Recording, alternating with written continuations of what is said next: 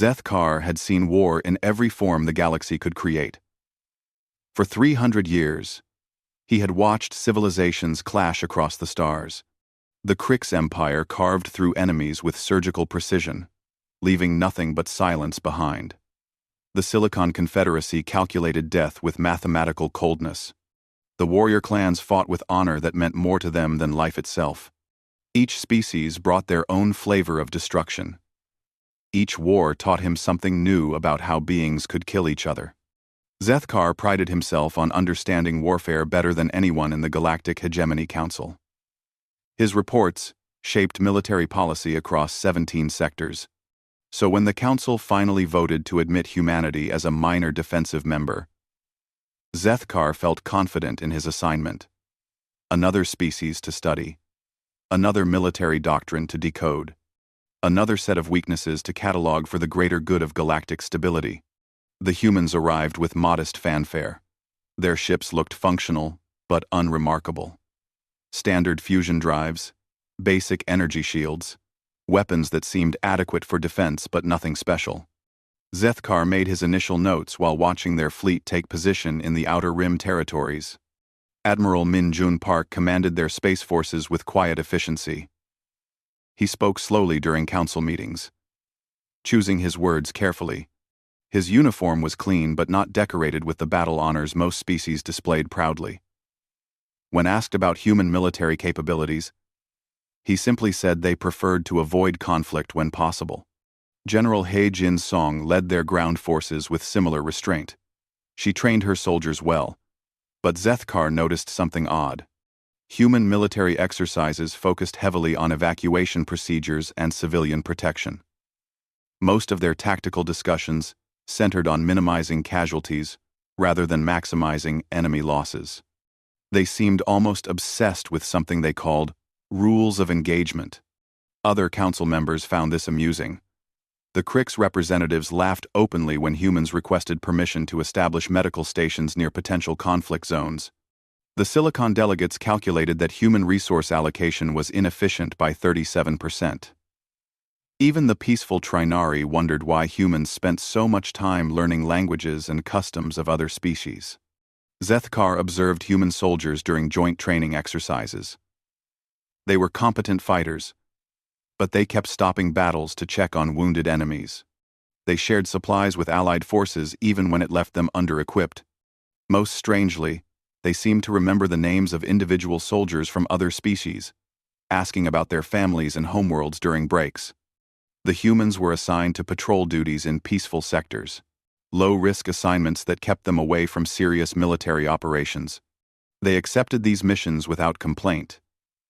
Though Zeth-Kar noticed they used the time to establish communication networks with local governments and civilian populations. During one patrol assignment, human forces encountered a minor pirate raid on a Zilani trade station. Zeth-Kar reviewed the combat footage, expecting to see standard defensive tactics. Instead, he watched something puzzling. The humans disabled the pirate ships without destroying them, then spent hours providing medical aid to both victims and attackers. Captain Ji-Woo Kim personally negotiated with the surviving pirates, somehow convincing them to surrender information about their organization in exchange for rehabilitation programs. The incident report bothered Zeth-Kar. Military efficiency demanded swift elimination of threats. The humans had wasted resources on captured enemies, who would likely return to piracy within cycles. Yet the Zilani government specifically requested human patrols for future protection. Other species in nearby systems made similar requests. Zeth-Kar began spending more time observing human behavior during council sessions. Admiral Park rarely spoke during military strategy discussions, but when civilian evacuation plans were mentioned, he became intensely focused. General Song contributed little to offensive planning meetings, but her detailed knowledge of defensive fortifications impressed even Krix engineers. The strangest observation came during a dinner gathering for military leaders. Zeth-Kar watched humans mingle freely with representatives from species that barely tolerated each other. Commander Su-Min Cho somehow got Krix and Zilani officers sharing stories about their homeworlds. Lieutenant So Young-John organized games that had Silicon delegates actually laughing with warrior clan champions. Most species viewed these social interactions as pointless. Military effectiveness came from discipline, training, and superior firepower. Personal relationships were distractions from the serious business of warfare. Yet Zethkar noticed that species began cooperating more smoothly in joint exercises after spending time with human personnel. After 6 months of observation, Zethkar compiled his report. Human military forces possessed adequate defensive capabilities, but lacked the aggressive instincts necessary for serious warfare. Their emphasis on civilian protection would become a liability during major conflicts. Their tendency to treat enemies as potential allies showed dangerous naivety about galactic realities. He recommended keeping humans in peaceful patrol assignments where their unusual methods might actually prove useful. Their talent for communication could help maintain stability in border regions. But serious military operations required species with proven track records of decisive action. The Council accepted his assessment without debate. Humans continued their quiet patrol D. The first reports came from deep space monitoring stations at the galactic rim. Something massive was moving through the void between galaxies, consuming everything in its path. Dead worlds marked its progress like a trail of bones across the darkness. Zethkar studied the initial data with professional interest. Invasive species appeared periodically throughout galactic history. Most could be contained through standard military doctrine. The Hegemony Council had faced such threats before, and always prevailed through superior coordination and overwhelming force.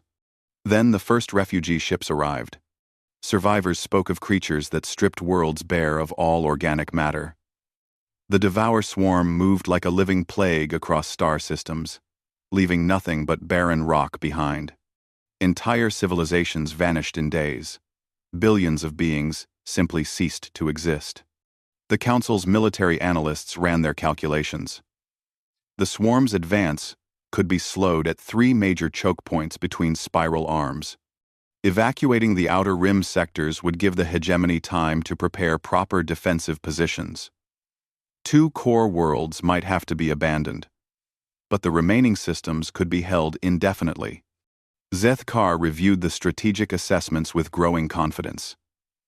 The plan followed proven military principles. Sacrifice the few to save the many. Trade territory for time. Concentrate forces at defensible positions. The hegemony had survived worse threats through careful calculation and disciplined execution. Admiral Park requested a private meeting with the Council's military committee. Zethkar attended as senior military analyst, expecting another human suggestion about civilian evacuation procedures.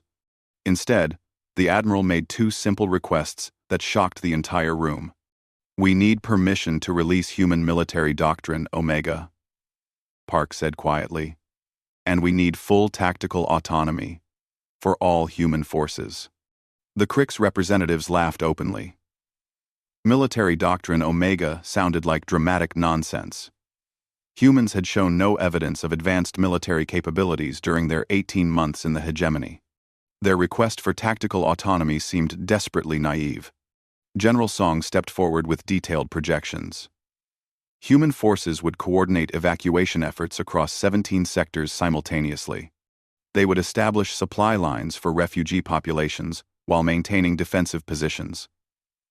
Most importantly, they would attempt to create a unified command structure involving every available species. The Council members exchanged glances. Creating unified command required trust between species that had warred for generations. The logistics alone seemed impossible. Humans were asking for resources and authority far beyond their demonstrated capabilities. Then the swarm broke through the first defensive line. Crix battle fleets that had conquered dozens of systems were destroyed in hours. Silicon computational networks that had calculated victory probabilities above 90% went silent.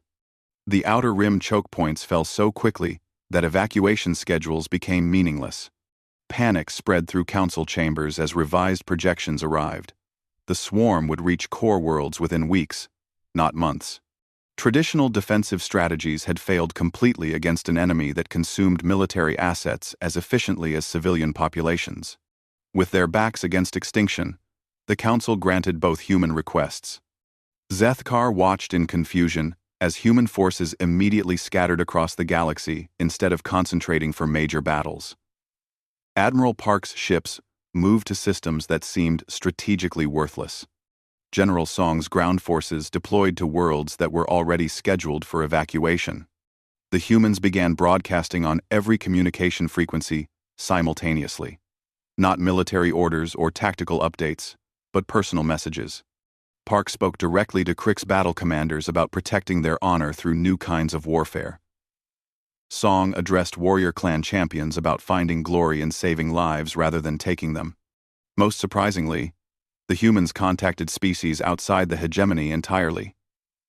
Ancient enemies received detailed intelligence about swarm movements. Isolationist civilizations were offered alliance terms they had refused for centuries. Even criminal organizations were approached with proposals for cooperation. Zethkar tried to understand the strategy behind this apparent chaos. Human forces were spreading themselves thin across impossible distances. They were sharing military intelligence with potential enemies. They were making promises about protection that no military force could possibly keep. Then something unprecedented began happening. Crick's commanders started following human tactical suggestions without formal orders from their own government. Zelani defense fleets began coordinating with Silicon battle networks, despite centuries of mutual distrust. Warrior clan ships appeared in sectors they had never visited before, claiming they were answering human calls for assistance. The first major engagement came at the Zelani homeworld. Swarm forces arrived, expecting to face scattered defensive units, hiding behind planetary shields. Instead, they encountered something the galaxy had never seen before. Crick's ships provided heavy firepower while Zelani vessels handled precision strikes. Silicon networks coordinated targeting data, while warrior clan fighters engaged in close combat. Human forces somehow held the entire formation together, turning natural enemies into synchronized squadrons. But the most shocking element was the human tactical approach itself. Instead of fighting to destroy swarm forces, they fought to create evacuation corridors. Instead of concentrating firepower on military targets, they prioritized protecting civilian transports. Instead of accepting necessary losses, they adapted their entire strategy around saving every possible life. Zethkar watched the battle reports with growing bewilderment.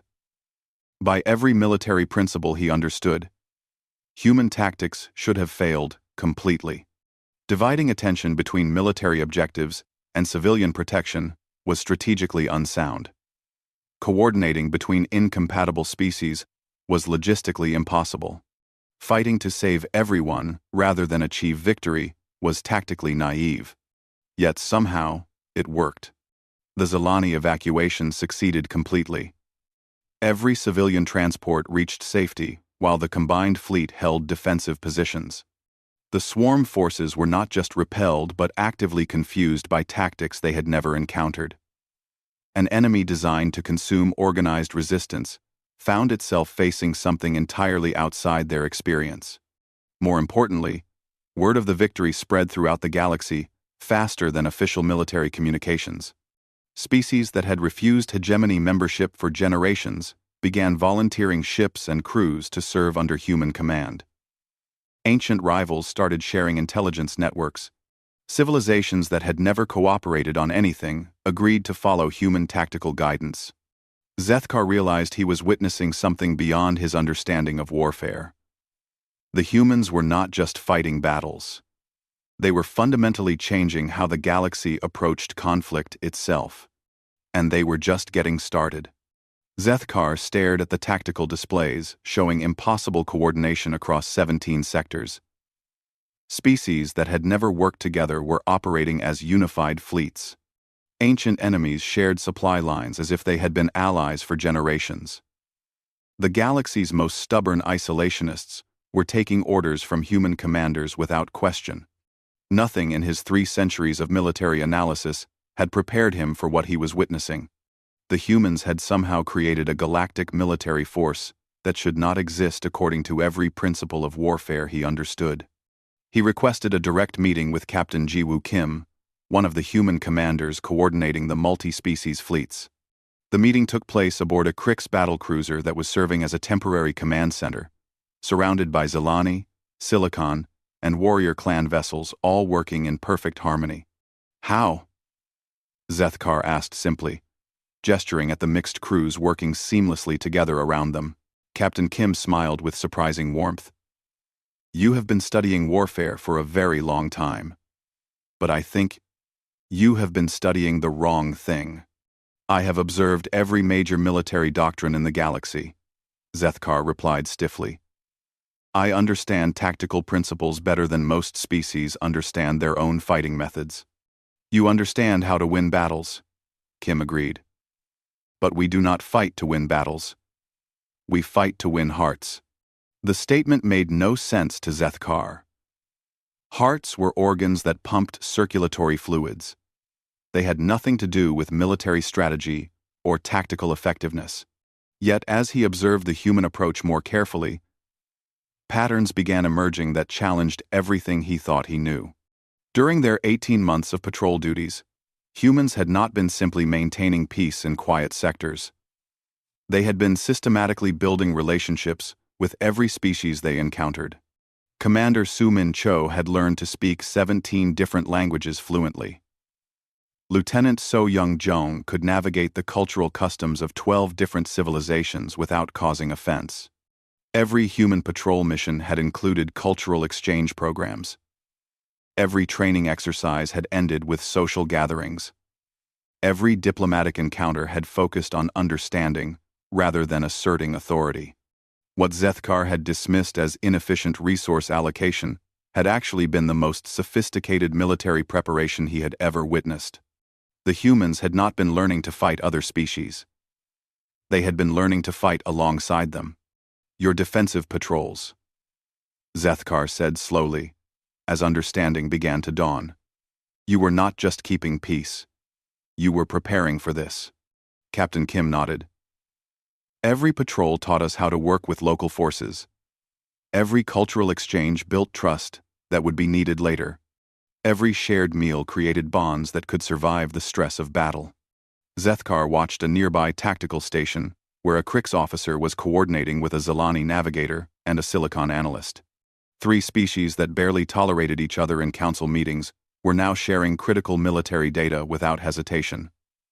All because human personnel had spent months learning how to help them communicate effectively.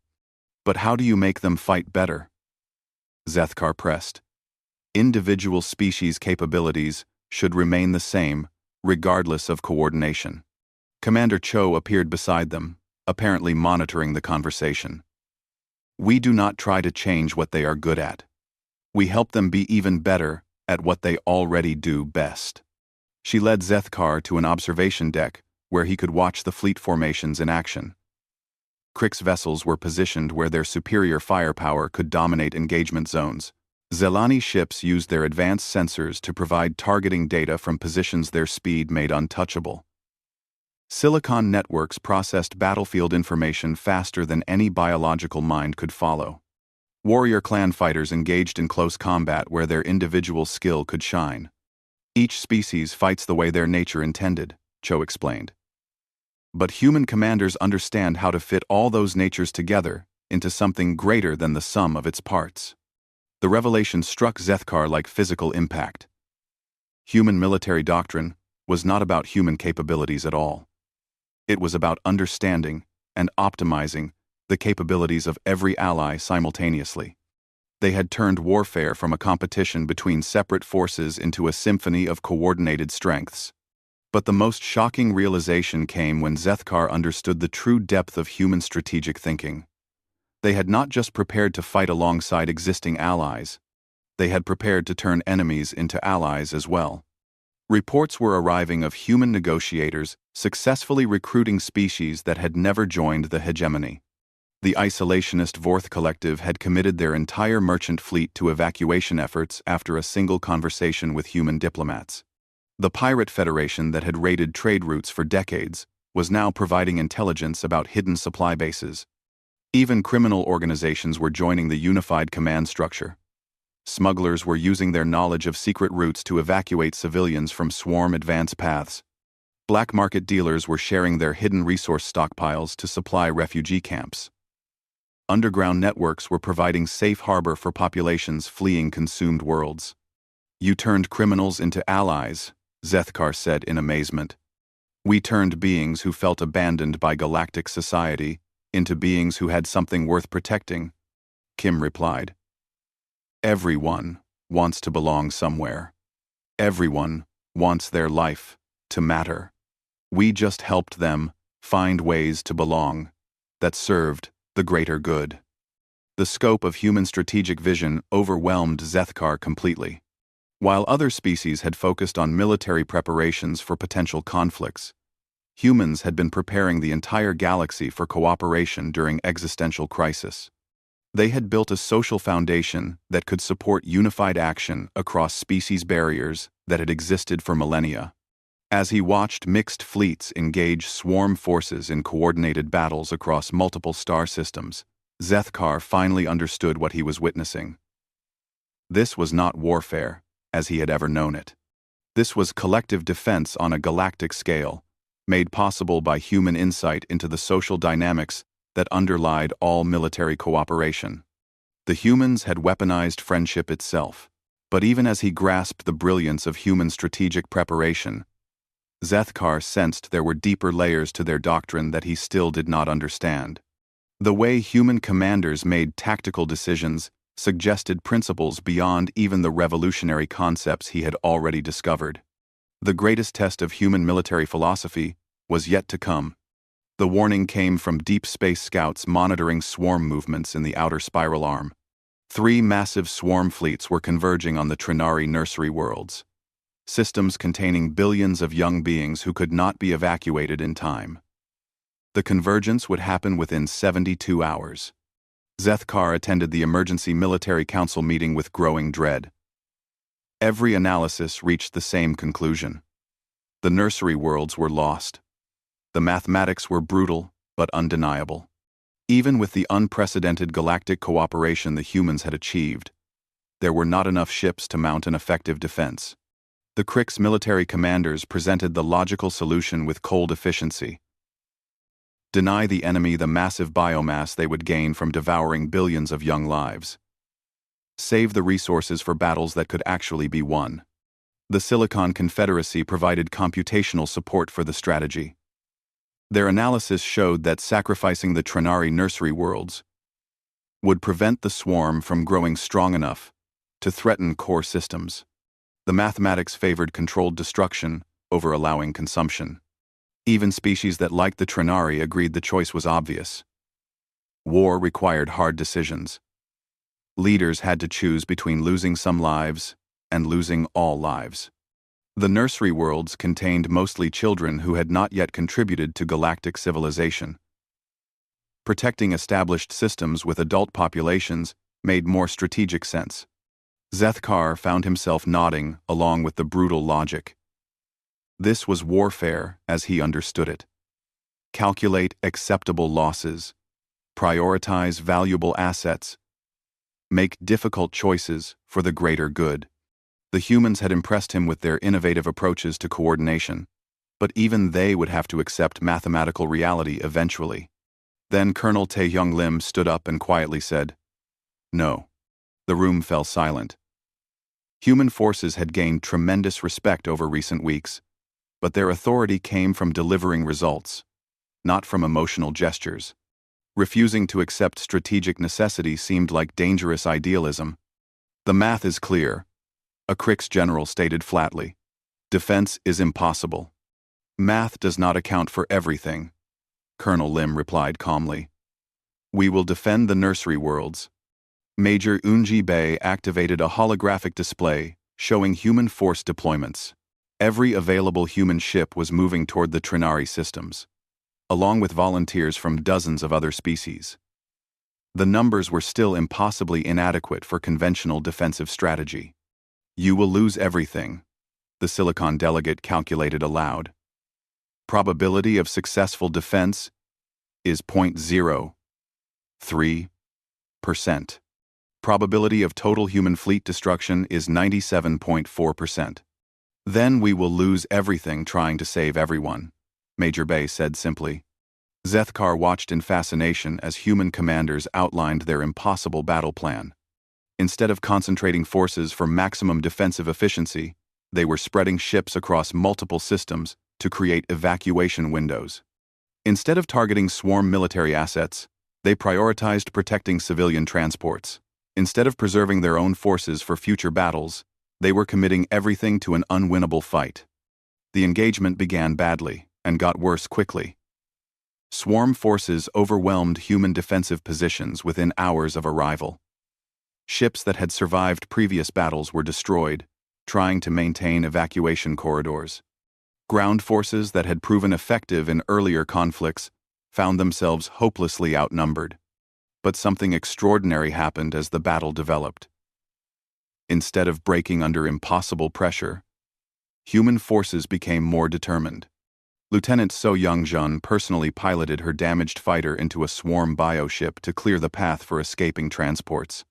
Sergeant Hyun-woo Nam held a landing zone against overwhelming odds until the last civilian craft lifted off, then continued fighting until his ammunition ran out. Most incredibly, human personnel remembered the names and families of beings they were protecting. Radio transmissions showed human soldiers asking about specific Trinari children by name. Pilots coordinated evacuations while discussing individual families they had met during cultural exchange programs. Even while dying, humans fought as if each protected life belonged to someone they personally cared about. The other species watching the battle found themselves drawn into something beyond conventional military engagement. Crick's commanders who had planned to preserve their forces for future battles instead threw their ships into desperate rescue missions. Warrior clan fighters who valued personal honor above all else began sacrificing themselves to save Trinari children they had never met. Zethkar observed the impossible happening. Forces that should have been destroyed were somehow maintaining defensive positions through sheer refusal to give up. Evacuations that should have failed were succeeding because beings kept fighting long after reasonable hope was gone. The breakthrough came when a damaged human transport carrying Trinari refugees was surrounded by swarm forces.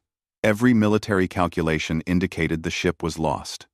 Instead of accepting the loss and preserving other assets, human forces committed their entire reserve to a rescue operation. Captain Ji-woo Kim led a fleet of volunteers from 17 different species in a charge that should have been suicide. They fought through overwhelming swarm resistance not because victory was possible, but because abandoning the transport was unacceptable. The rescue succeeded, but Kim's ship was destroyed in the process. His final transmission reached every vessel in the system. The children are safe. That is what matters. The words somehow transformed the entire battle. Species that had been fighting for strategic objectives suddenly found themselves fighting for something more important. The Trinari children became everyone's children. Protecting them became more important than preserving military assets or following tactical doctrine. By the end of the 72-hour siege, the impossible had happened. Every Trinari nursery world was evacuated successfully. Billions of children reached safety while their home systems were consumed by the swarm. The human fleet was effectively destroyed in the process. But they had achieved something no military theory could explain. The victory had deeper consequences than anyone expected. Word of the Trinari evacuation spread throughout the galaxy faster than official communications. Species that had remained neutral suddenly volunteered everything they had to serve under human command. Ancient enemies offered their most advanced technologies to support human operations. Civilizations that had never cared about galactic conflicts committed their entire populations to the war effort. Everyone wanted to fight beside people who would risk everything to save their children. Zethkar finally understood the true foundation of human military doctrine. They did not fight to win wars through superior strategy or overwhelming force. They fought to ensure that victory meant everyone survived. Their refusal to accept acceptable losses somehow made acceptable losses unnecessary. The galaxy had discovered warriors who measured success, not by enemies defeated, but by innocents protected. The final confrontation was inevitable. Deep space reconnaissance had located the swarm's central hive cluster, a massive collection of bioships and consumed worlds that served as the coordination center for their galactic assault. Every military analyst agreed that destroying the hive cluster would end the war. Zethkar joined the planning sessions, expecting to see humanity's ultimate military strategy. After weeks of witnessing their revolutionary approaches to warfare, he anticipated innovative tactics that would somehow turn the impossible battle into victory through superior coordination and unified command. Instead, he heard Admiral Park make a request that shocked every military leader in the galaxy. "We need time," Park said quietly during the final strategy meeting. "Our scientists have discovered something that changes everything about this war." Dr. Jin A. Yoon stepped forward with data that challenged every assumption about the swarm. Her research teams had analyzed captured biomaterial from destroyed swarm vessels, conducting investigations that other species had considered pointless. "Why study the biology of enemies you intended to eliminate? The swarm creatures are not invaders," Dr. Yoon announced to the stunned military council. "They are victims." The holographic display showed microscopic parasitic organisms embedded in swarm neural tissue, tiny creatures that controlled their hosts completely, overriding natural instincts and forcing them to consume organic matter to feed the parasites themselves. The beings that had terrified the galaxy were actually enslaved populations from previously consumed worlds. "This is impossible," the Krik's military commander stated flatly. "The swarm has consumed hundreds of worlds. Billions of lives have been lost." "Billions of lives have been enslaved, Doctor," Yoon corrected. "The original personalities are suppressed, but still present. If we can eliminate the parasitic control organisms, we can free them." The revelation transformed the entire war in seconds. The enemy they had been fighting to destroy was actually a collection of victims who needed to be rescued. Every swarm creature killed had been someone's family member, someone's friend, someone's child who deserved to be saved rather than eliminated. Zethkar watched Admiral Park outline the most audacious military strategy in galactic history. Instead of destroying the hive cluster, human forces would attempt to penetrate its defenses and deploy bioweapons designed to target the parasitic controllers specifically. Instead of annihilating the enemy, they would attempt to liberate them. "This is not warfare," a Silicon delegate calculated with obvious confusion. "This is the most complex rescue operation ever attempted. All warfare should be rescue operations." General Song replied simply, "We fight to free people from the things that enslave them. Fear, hatred, desperation, control. Today we rescue them from parasites." The assault on the hive cluster began unlike any battle in recorded history. Multi-species fleets that had learned to fight together as one organism approached their target, not seeking destruction, but liberation. Human scientists worked alongside Krik's engineers and Silicon analysts to refine bioweapons that could free enslaved minds without harming the hosts. The battle itself was devastating. The hive cluster's defenses were designed to protect against conventional military assault, not the unprecedented coordination that human doctrine had created. But even unified galactic forces struggled against the overwhelming numbers of enslaved defenders. The breakthrough came when human forces managed to deploy their liberation bioweapon near the central coordination nodes. Zethkar watched in amazement as enslaved swarm creatures suddenly stopped fighting and began looking around in confusion. The parasitic controllers were dying, and their former victims were remembering who they used to be. Then something miraculous happened. The freed beings immediately turned against the remaining parasitic forces. Creatures that had been consuming worlds for the swarm began protecting the very forces that had come to destroy them. Former enemies became instant allies in the fight to liberate their still enslaved companions. The liberation spread like a healing wave throughout the hive cluster. As each group of victims was freed from parasitic control, they joined the effort to free others. The swarm's greatest strength became its greatest weakness, as billions of enslaved beings fought to break the chains that had bound their minds. Within hours, the entire hive cluster had been transformed from a weapon of galactic destruction into a celebration of galactic liberation. Beings who had been forced to consume their own home worlds wept as they remembered their original lives. Families that had been separated by enslavement were reunited. Entire civilizations thought lost forever discovered they could return home. Zethkar found himself crying, though his species did not normally express emotion through tears. He was witnessing something beyond victory or defeat. He was watching the galaxy discover that their greatest enemy had actually been their greatest tragedy. And humanity had found a way to transform tragedy into triumph through compassion rather than conquest. The war ended not with destruction but with healing. Former swarm creatures shared their knowledge of consumed worlds, helping other species reclaim territories thought lost forever. Liberated beings from hundreds of different civilizations worked together to rebuild what had been destroyed. The parasitic controllers were studied and contained, becoming a reminder of what happened when the desire to dominate replaced the need to cooperate. In his final report, Zethkar struggled to find words for what he had witnessed. Human military doctrine was not about warfare at all. It was about understanding that true victory meant eliminating the need for enemies to exist. They fought not to destroy opponents, but to free allies they had not yet met. "I thought I knew war until I observed humanity released," he wrote. "I learned that I had only studied violence. True warriors fight not to defeat their enemies, but to eliminate the need for enemies to exist." The galaxy had been transformed by beings who understood that the highest form of military achievement was making warfare itself unnecessary. Every species had learned to fight not for conquest or survival, but for the protection and liberation of all life. Zethkar submitted his request for permanent reassignment to Human Tactical Command. After 3 centuries of studying how beings could destroy each other, he wanted to learn how they could save each other instead.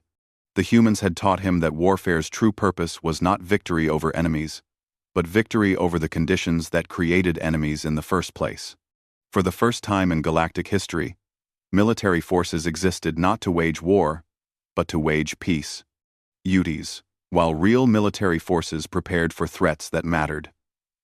The galaxy remained stable, divided into familiar territories, controlled by predictable powers. Trade flowed along established routes protected by conventional wisdom about warfare and security. Zethkar filed his final notes and moved on to studying the military innovations of the hegemony's newest member species. Another warrior culture, with promising technologies and appropriately aggressive instincts. The kind of allies who understood that war meant destroying enemies before they destroyed you. He never wondered if his understanding of warfare might be incomplete. He never questioned whether there might be military doctrines beyond his experience. He never considered that humanity might be capable of something the galaxy had never seen before. The Devour Swarm was still 17 months away from the galactic rim. 17 months before everything Zethkar thought he knew about warfare would prove completely wrong.